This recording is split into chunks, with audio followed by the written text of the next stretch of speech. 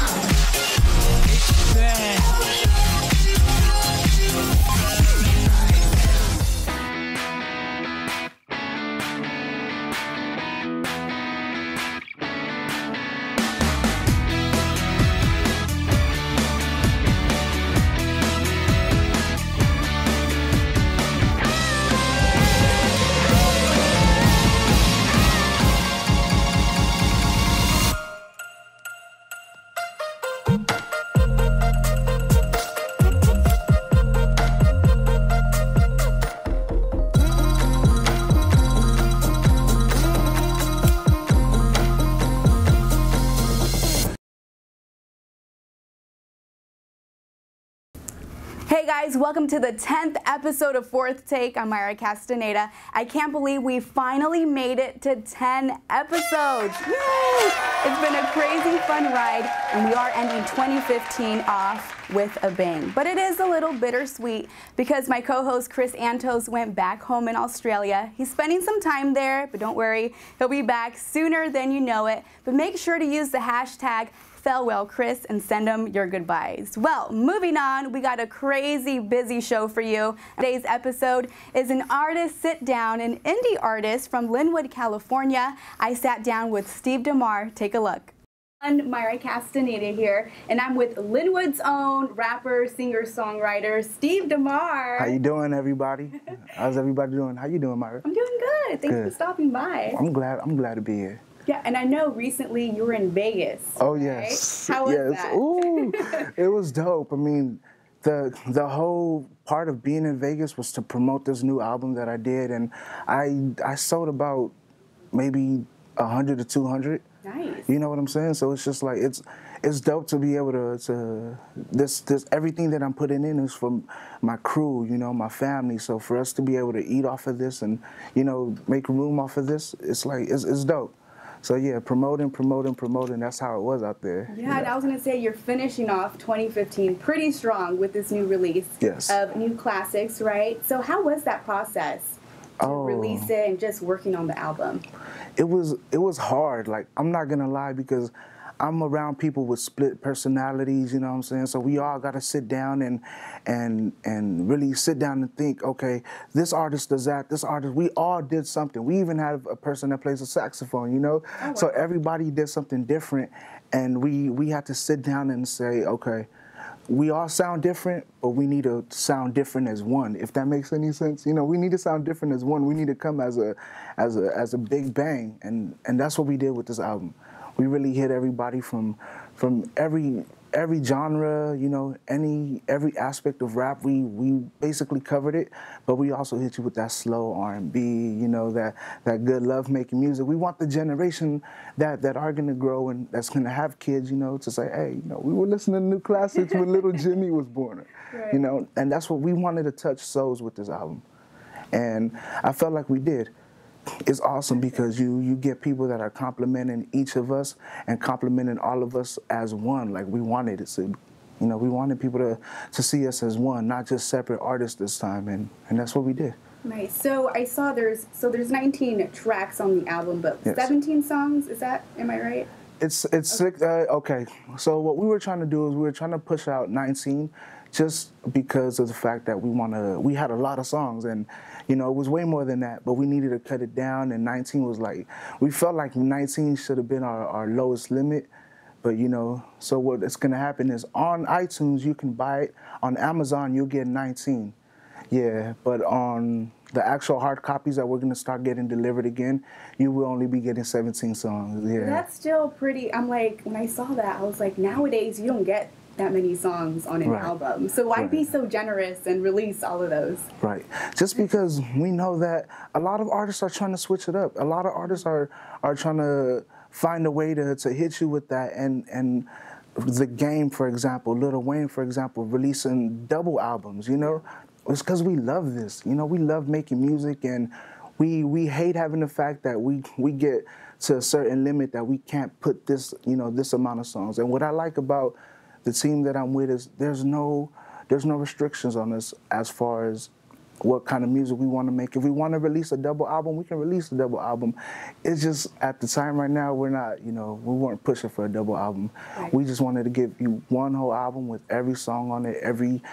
You don't have to switch anything. You don't have to do anything. When you get on iTunes, you don't have to go to different albums.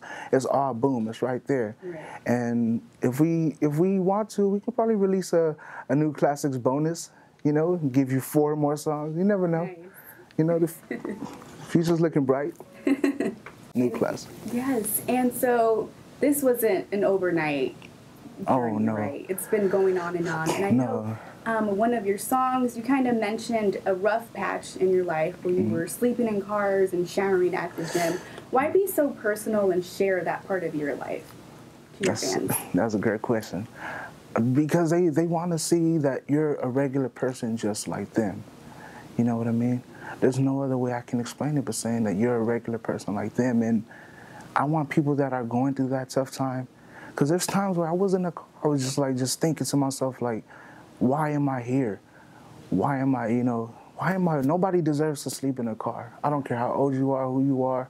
Nobody deserves to sleep in a car. And then the people that do, they're always thinking that question, like, why? Why is this happening? And I want them to know that you don't have to ask why. God got our back. You get what I'm saying? God got us, so you don't ever have to question God. Just go on with your day, live your life. There's always ways to get through stuff like that, you know? And I want people to know that I got through it. I'm smiling. I'm over here, doing a great interview with a wonderful woman. Like, I'm good. You get what I'm saying? Yeah. But if this was last year when I was sleeping in my car, if you would have asked me I'd be here, I'd say the same thing. Yeah, I knew I'd be here. Whether it's you or any other radio interview that I do, I'm gonna be there. And this album is we predicted our futures basically, and yeah.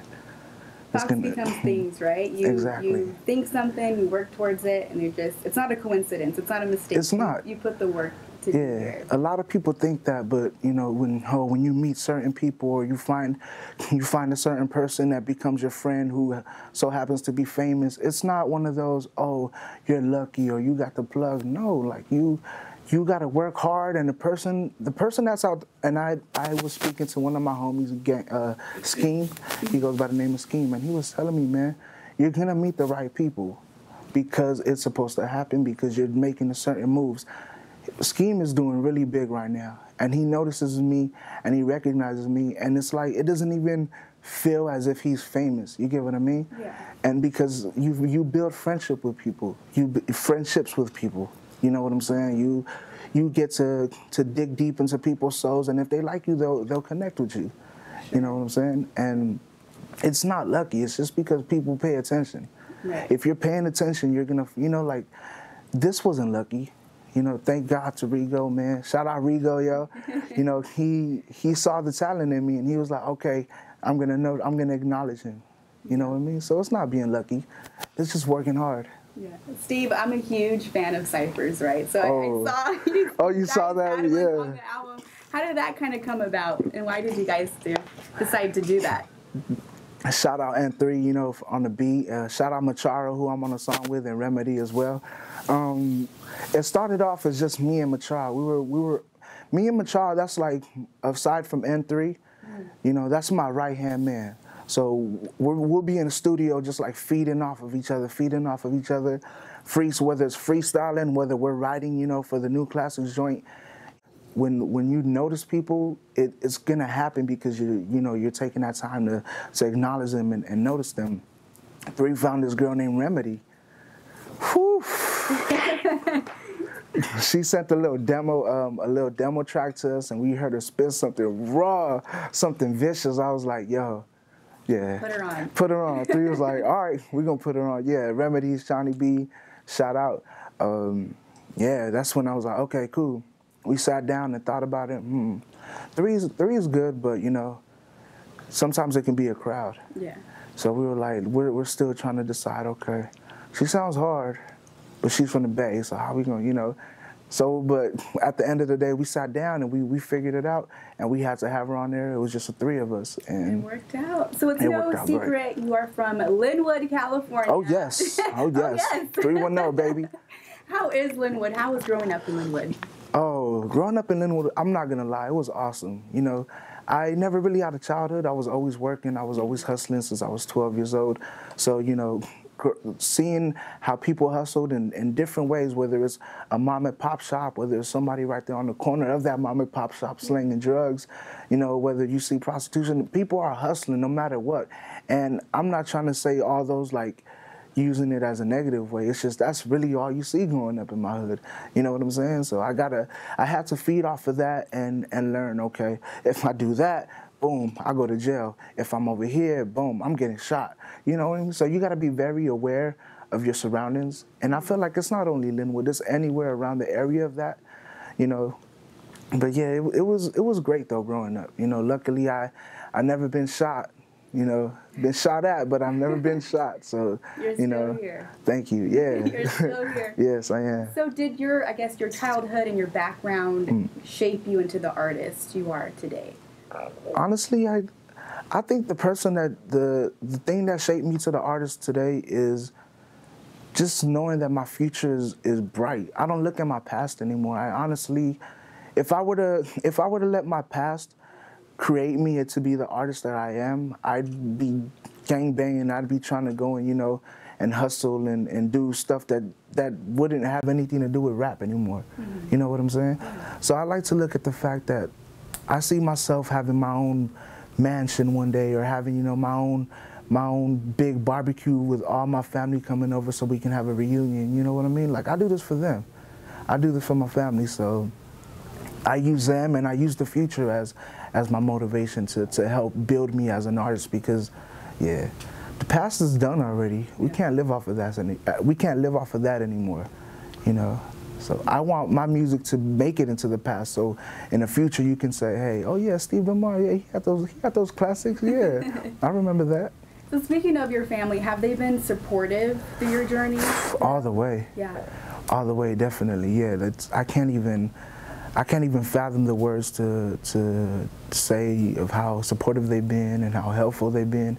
You know, whether it's, you know, giving me a ride to the actual studio, or giving me a ride to my show that's maybe an hour away without asking for gas. You know what I'm saying? I think it's so little, but I think that's the best thing anybody can do for an up and coming artist, is taking you places that you need to be, not just taking you. You know, you have artists that are just gonna drive everywhere because they get some little wad of money. No, after you get paid, get exactly where you need to be to get more money. And you need to have artists, you need to have good people and a good team to do that for you, so that when the money does come, they'll trust that you'll take care of them, and you will. You know, general, you know, people will.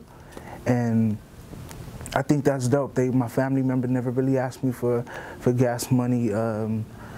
If I needed money to get on a plane somewhere or book a flight to go anywhere for a show, I got you. I got you, little Stevie, yeah. That's real. I mean, a lot of people don't have that support. They don't, yeah. Because, you know, some people, like family, don't really see as, you know, making music as a job, or don't really see your vision, but it seems like your family does, and that's incredible. They do, you know. I had to learn to get that respect from them, though, you know, and I really did earn it. Like I said, you know, I did have a tough life, and everything wasn't always easy with my family, but no matter what happened, we stayed connected, and we never lost track. We never lost time to just spend with each other, you know? So family's big to me, for real. Now, I know you have a name for your, I guess, your fans, your supporters. What's their little nickname? Okay. All right, so I go by Steve DaMar, a.k.a. Esteban, and the way I spell Esteban is capital SD, so I get to keep my Steve DaMar initials, and then lowercase a with a B-O-N. And it's just basically Steven in Spanish, you know, my actual real name, you know.